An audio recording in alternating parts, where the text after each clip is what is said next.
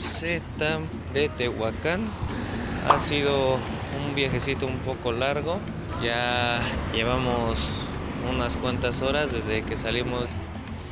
Está canijo aquí el calor, hubo mucho tráfico también. Un pequeño descanso, porque sí, ya llevamos bastante tiempo fuera. Una eternidad más tarde. Amigos, ya llegamos, estamos en Etla, Villa de Etla, Oaxaca. Está a unos cuantos minutos del centro. Ya hemos venido para acá, está bastante bonito aquí. 6 horas después. Amigos, ya estamos en el primer evento de Oaxaca, a punto de dar inicio, se está checando todo. Está el escenario atrás, ya estamos a punto de iniciar.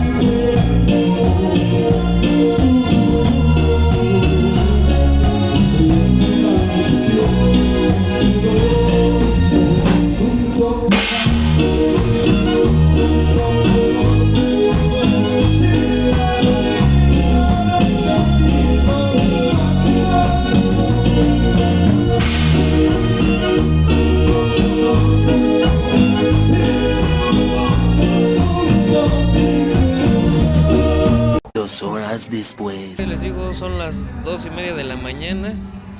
Hace mucho frío. Ahí está Fiesta 85 en el fondo tocando.